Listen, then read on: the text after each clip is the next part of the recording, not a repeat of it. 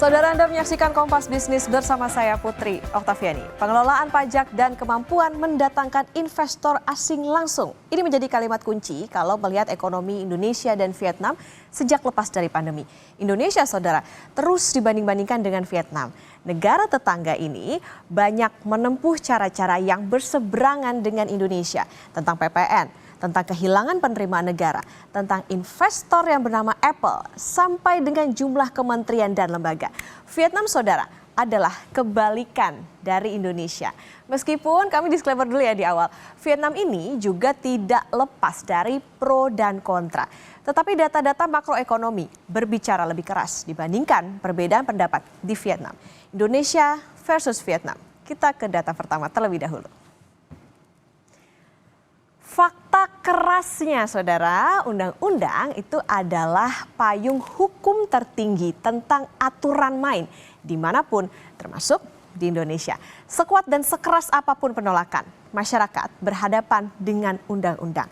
Nah, PPN 12% ini menjadi kebijakan pemerintah yang disepakati DPR pada 29 Oktober 2021. Pemerintah menerbitkan Undang-Undang Nomor 7 Tahun 2021 tentang harmonisasi peraturan perpajakan atau HPP, menggantikan Undang-Undang Nomor 6 Tahun 1983 tentang ketentuan dan tata cara perpajakan.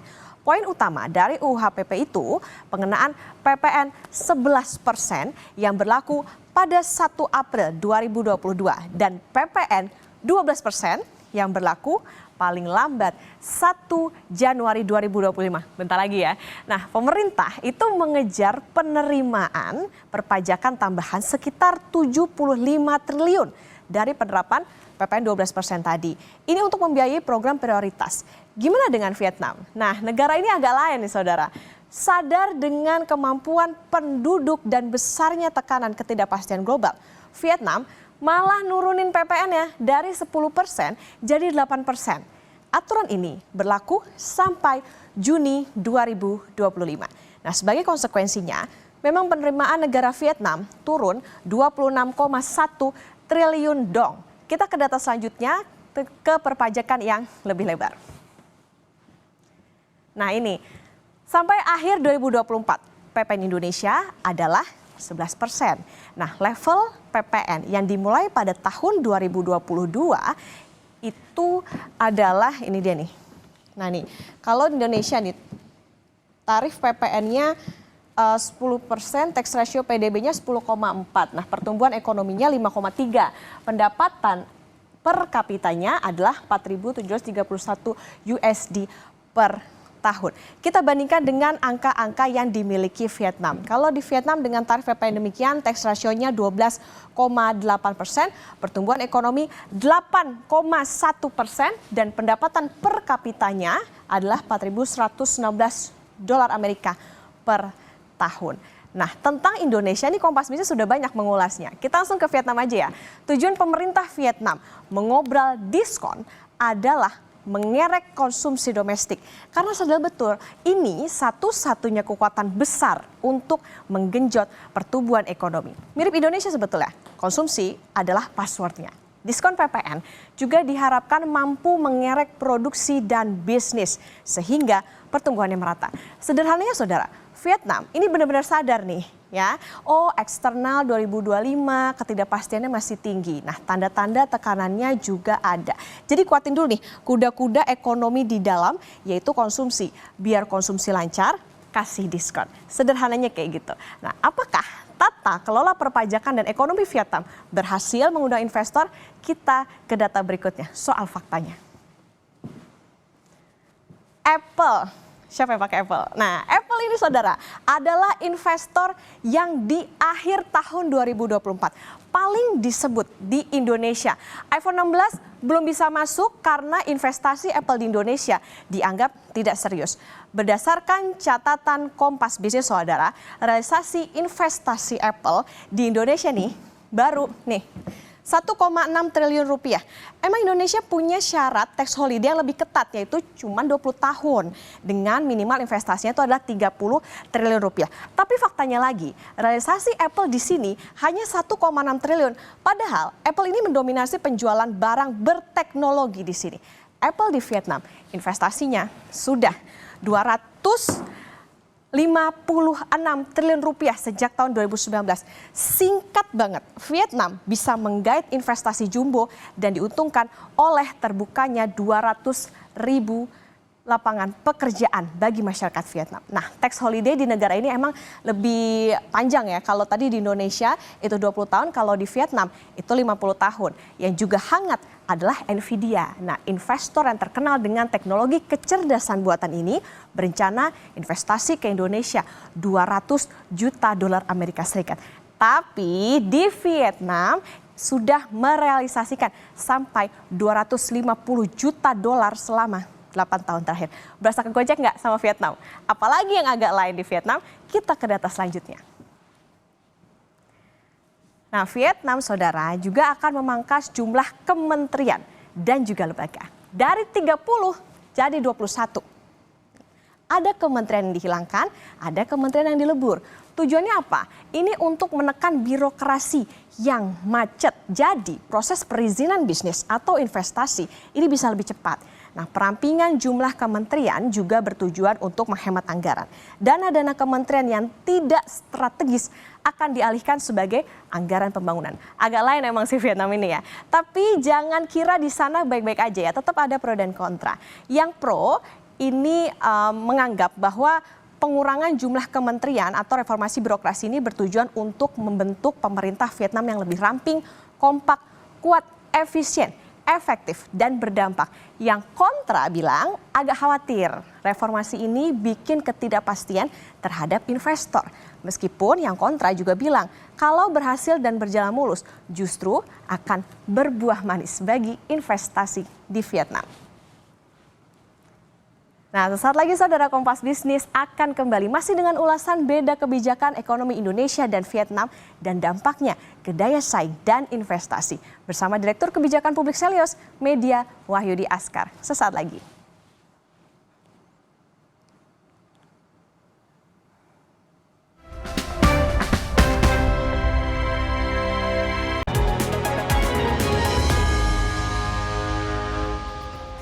Kompas Bisnis kembali hadir untuk Anda, saudara. Indonesia versus Vietnam. Ini bukan tentang bola ya, tapi tentang perbedaan kebijakan ekonomi dan konkret investasinya.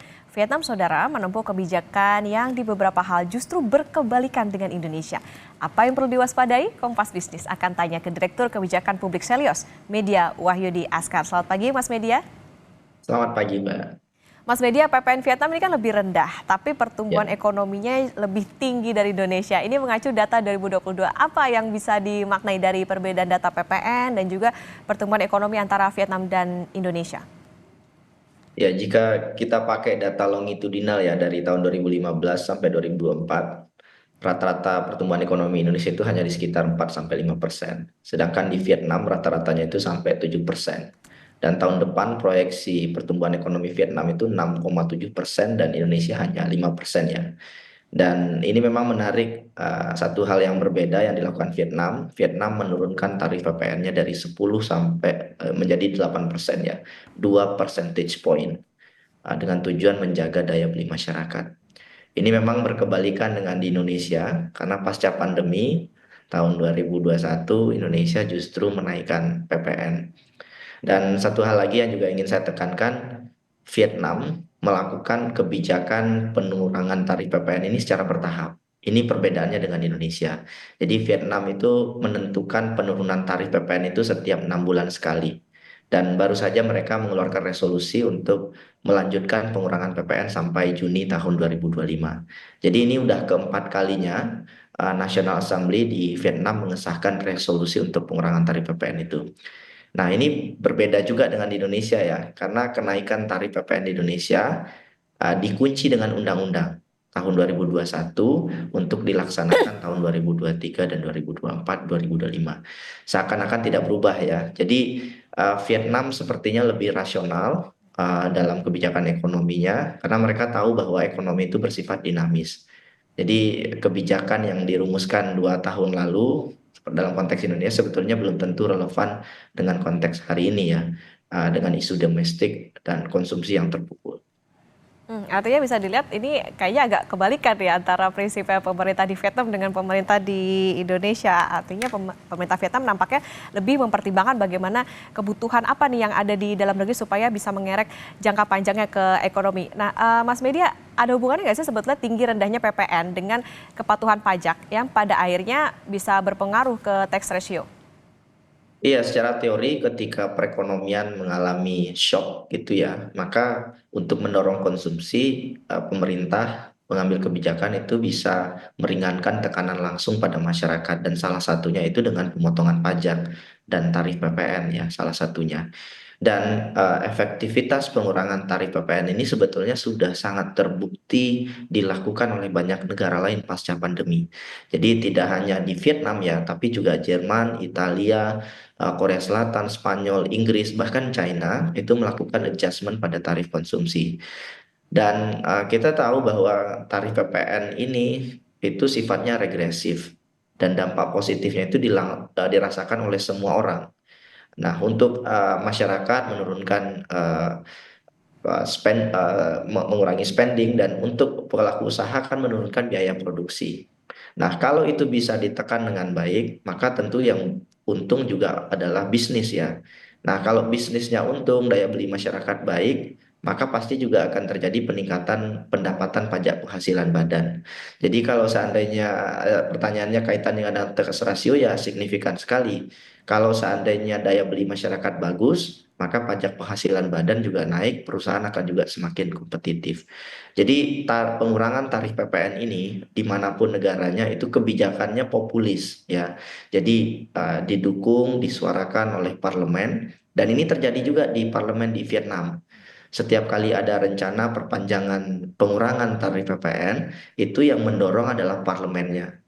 Nah, ini juga berbeda nih dengan di Indonesia, justru parlemennya, anggota dewannya yang memunggungi masyarakat atau malah mendukung kenaikan PPN 12%. Dan ini juga saya kira jadi refleksi menarik ya, karena kalau kita flashback pada saat pengesahan undang-undang, pemerintahan Jokowi saat itu mengontrol DPR, sehingga secara formil memang undang-undang itu sah, tapi secara material saya kira saat itu tidak melewati proses substansi pendalaman isu yang kuat secara ekonomi. Sehingga saya kira ini juga harus jadi refleksi ya, belajar dari Vietnam, justru parlemennya yang berdiskusi secara konstruktif dengan pemerintahnya. Oke, itu tadi kata kuncinya soal sebetulnya signifikan, tapi balik lagi soal bagaimana daya beli. Kalau daya belinya bagus ya berarti bisa berdampak juga ke tax ratio. Nah tadi Mas Media menarik juga soal bagaimana fungsi atau juga peran dari parlemen. Kalau di Indonesia sendiri artinya ini kan udah mau deket nih ke 1 Januari. Peran parlemen yang dibutuhkan seperti apa kalau misalnya memang kita mau berkaca ke Vietnam, peran parlemennya besar untuk bisa memperhatikan kebutuhan masyarakat. Iya, saya kira kalau peran parlemen saat ini kalau mengikuti Undang-Undang HPP memang masih memungkinkan melakukan diskusi dengan pemerintah dan menyepakati tarif 5-15% dan itu dimungkinkan secara undang-undang. Tapi jika eh, kondisinya memang butuh waktu lama untuk melakukan itu, sebetulnya Pak Prabowo Subianto masih memungkinkan untuk mengambil alih dengan menerbitkan Perpu ya. Dan Perpu itu tanpa harus melibatkan parlemen. Itu masih sangat dimungkinkan untuk dilakukan karena hari ini terjadi kekosongan hukum. Jadi di ayat 3 dan 4 itu tidak betul-betul menjelaskan bagaimana instrumen undang-undangnya bisa di-adjust ketika tarif PPN kemudian disesuaikan kembali. Jadi saya kira bolanya ada di pemerintahan sekarang, Pak Prabowo Subianto, dan ketika parlemen mungkin ya sekarang akhirnya justru lempar antar aktor gitu siapa yang menyusun dan mengesahkan undang ini juga saya kira sangat tidak produktif ya. Oke, jadi ya kita tunggu saja nanti setelah 1 Januari kalau memang jadi diberlakukan 12% kebijakan apa nih yang populis untuk bisa menjaga daya beli masyarakat tadi ya. Mas Media, dengan mendiskon PPN, Vietnam ini kan juga kehilangan penerimaan negara sekitar 26 Ya, triliun dong. Apa sih betul. sebetulnya sisi positif kalau negara kehilangan penerimaan seperti ini? Ya ini menarik nih, tahun 2023 ongkos yang harus diterima oleh pemerintah Vietnam kan kekurangan penerimaan negara ya, sekitar 20 triliun. Tetapi pada saat bersamaan, retail dan jasanya itu meningkat 9,6%. Dan kalau divaluasi itu mencapai 59 triliun. Artinya untung gitu ya. Dan ini belum termasuk multiplier effect yang sifatnya positif untuk sektor lain di luar retail dan jasa gitu ya. Jadi highlight yang ingin saya sampaikan adalah pemerintah Vietnam ini melakukan semuanya dengan perhitungan yang matang. Evaluasi dilakukan setiap 6 bulan. Mereka mengestimasi apakah kebijakan pengurangan tarif ini implikasinya positif atau negatif. Dan karena sudah tahu positif ya go ahead, lanjutkan lagi 6 bulan lagi. Nah, ini di Indonesia kan tidak. Ya, seakan-akan harus naik karena ini undang-undang. Ini kan konyol sekali ya. Jadi kalau misalkan nanti penduduk miskin bertambah akibat kenaikan PPN, terus kemudian pemerintah bilang ini hanya mengikuti undang-undang, kan nggak bisa seperti itu. Jadi uh, pemerintah Vietnam melakukan dengan hati-hati, robust, dengan perhitungan statistik yang jelas, dan melakukan evaluasi secara terukur dari waktu ke waktu. Oke, kehilangan penerimaan negara sekian triliun, tapi di satu sisi ada multiplier Untungnya effect. lebih banyak ya. Ya, Jadi keuntungannya lebih banyak. kalau hanya dari retail dan jasa 59 triliun tadi. Lebih banyak dan juga lebih jangka panjang nih kayaknya rencananya Betul yang seperti sekali, ini. betul. Mas Media, apakah kebijakan ekonomi khususnya perpajakan bisa mempengaruhi persepsi investor asing langsung ke sebuah negara? Kalau kita berkaca kan seperti Apple misalnya realisasi investasinya lebih gede di Vietnam dibandingkan dengan Indonesia. Terus sekarang juga masuk Nvidia. Gimana melihat Ya. ini? Iya, saya kira Vietnam mencoba memberikan sinyal kepada investor bahwa daya beli kami bagus. Pemerintah mendukung regulasi untuk menanggung dan mendukung daya beli konsumen. Sehingga investor asing tetap akan melihat peluang pasar yang ada di Vietnam itu kuat gitu ya. Dan satu hal lagi juga ya, kepercayaan investor terhadap Vietnam juga dipengaruhi oleh regulasi mereka yang kuat. Tidak hanya perubahan tarif PPN ya, tetapi juga kebijakan-kebijakan lain dilewati dengan proses diskursus akademi ekonomi yang kuat. Dan tidak ada drama undang-undang dan rencana pemerintah yang berubah-ubah setiap minggu. Jadi misalkan di Indonesia awalnya PPN hanya dikenakan barang mewah, lalu untuk semua barang, itu tidak terjadi di Vietnam. Semuanya robust, terprediksi, sehingga investor juga yakin. Jadi karena tidak banyak drama dan logis, perusahaan besar seperti Apple melalui Foxconn ya, Samsung, Intel dan LG bahkan ini sudah masuk ke Vietnam dan mereka yakin regulasinya kuat, pemerintahnya juga nggak bertele-tele.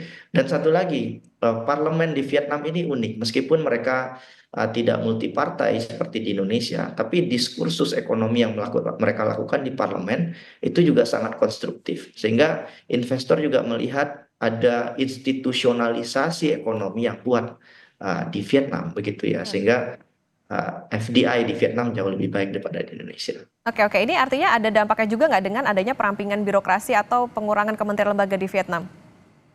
Iya, saya kira iya ya, karena Vietnam ini dalam konteks birokrasi mereka lebih kuat.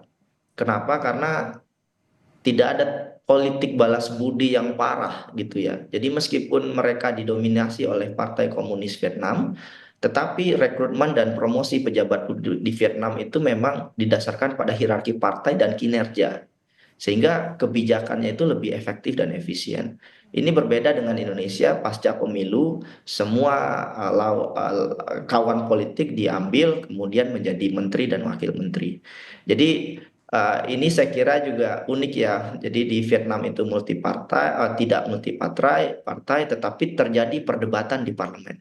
Sedangkan di Indonesia kita multipartai ya, tapi perdebatan di parlemen tidak terjadi, sehingga stuck ini sebetulnya. Jadi reaksi publik atas kebijakan perpajakan itu terhenti dan tidak berlanjut di level institusi negara antara parlemen dengan eksekutif. Jadi saya kira Vietnam to some extent unik dan Indonesia bisa melakukan refleksi ya dari apa yang terjadi di Vietnam dalam konteks kebijakan ekonominya. Oke, Mas Media, jadi bisa nggak nih disimpulkan begini, Vietnam sadar betul 2025 eksternalnya tidak baik-baik saja, ada kebijakan Trump, geopolitik, resiko perang dagang, jadi ekonomi di dalamnya itu konsumsi yang dikuatkan lewat pajak rendah. Tapi kan Ya. Indonesia nih juga lagi berupaya nih menguatkan konsumsi domestik. Buktinya kalau kita ingat ya selalu ada bansos. Gimana nih Mas Media? Iya, soal bansos ini saya pakai studi World Bank aja, nggak usah pakai studi Selios karena ya dianggap NGO ya. World Bank itu bilang dan studinya itu menunjukkan 40% masyarakat miskin itu menjadi semakin miskin akibat kebijakan fiskal pemerintah Indonesia. Karena 40% masyarakat miskin itu membayar lebih banyak dalam bentuk pajak dibandingkan dengan jumlah yang mereka terima dari pemerintah. Artinya apa? Bansos yang sudah ada sebelumnya pun itu belum tentu bisa mengangkat masyarakat miskin dari garis kemiskinan. Nah, apalagi kalau seandainya nanti dijanjikan dengan bansos ya ketika PPN naik. PPN naik itu shock secara keuangannya terhadap masyarakat miskin itu jauh lebih besar dibandingkan jumlah bansos yang mereka terima. Jadi justru sekarang harusnya adalah pemerintah tidak perlu gimmick untuk memberikan bansos. Ya, kalau bansos sudah menjadi kewajiban dari pemerintah. Tapi kalau mau fair ya, masyarakat miskin itu harusnya menerima bansos dan mereka tidak membayar pajak secara signifikan kepada negara. Karena mereka tidak punya kemampuan finansial itu. Dan pajak konsumsi adalah pajak paling regresif. Masyarakat paling miskin, paling miskin itu harus membayar pajak regresif. Ketika mereka membeli deterjen, sampo, nggak mungkin juga mereka nggak mandi. Dan ketika mereka beraktivitas untuk setiap konsumsi yang mereka keluarkan, mereka membayar kepada negara. Sedangkan negara tidak memberikan mereka sebanyak yang mereka butuhkan, gitu ya. Jadi ada sisi ketidakadilan pajak hari ini, dan saya kira Vietnam itu sadar betul soal itu. Mereka melihat bahwa konsumsi masyarakat yang dikuatkan lewat pajak rendah itu bisa mendorong daya saing ekonomi.